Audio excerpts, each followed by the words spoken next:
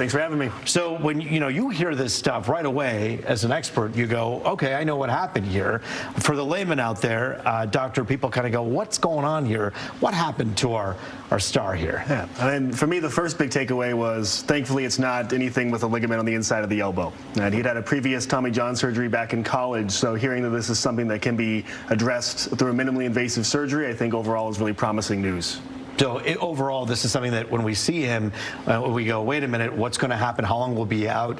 How easy is this to actually repair? You're saying it could have been a lot worse. Absolutely. Right. So often for these loose bodies, this is something that we remove arthroscopically, meaning through small incisions around the elbow.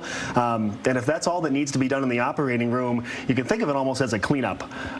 The real concern is that there are occasions where the MRI doesn't pick up every detail, and what you find in the operating room is more than what was initially thought. So I think with any surgery like this, you go in with the best case scenario in mind, but there's always the caveat that you won't have a final answer until you actually walk out of the operating room. You know, it's interesting because when we think about injuries that are really bad, we hear about broken and strained and pulled and torn, but you're talking about loose bodies. Kind of describe what that means for the layman out there. The best way I can think about it is a pebble in your shoe. And the symptoms, as he describes them, is that it wasn't constantly painful. It was this off and on pain that would get better, get worse, get better, get worse, and ultimately just became increasingly problematic and making it difficult to pitch through. And that is very typical with what we see with these loose bodies, that either from the size of them, the positioning of them, any number of factors, they just start to become much more irritating, and it's difficult to play at a high level.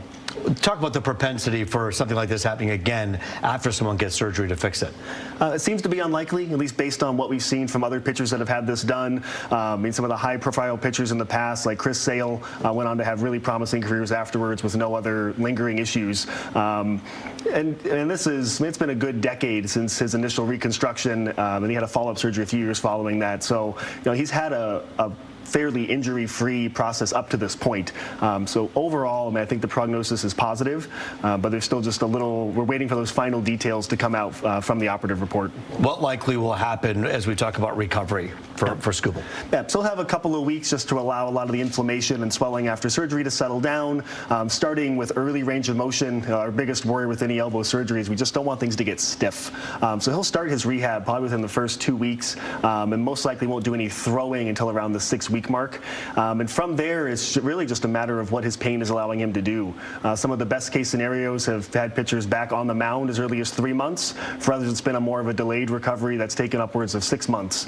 But he won't even be the only pitcher in the majors going through this. Edwin Diaz had the same surgery just about a month ago. So we'll have almost a bit of lead time of what may be happening across the board. I don't know how relatable this is to the people at home who aren't ball players. Is this stuff that you see pretty often? No, this is really something attributed to high-level pitchers. You have to be putting a lot of force through your elbow time and time again to generate something like this. The other population that may see this would be folks that have had really heavy labor-intensive jobs for decades, and they finally get it more as a process of arthritis as opposed to a sports-related injury. So thankfully, you and me sitting at a desk most of the day, we're not going to run into this. No, definitely not. No anchor or doctor injuries to report at this point. Dr. Chase Ansok, orthopedic surgeon with DMC, thanks for your time today. We appreciate having you. Absolutely, a pleasure. Thank you so much. Dan, over to you.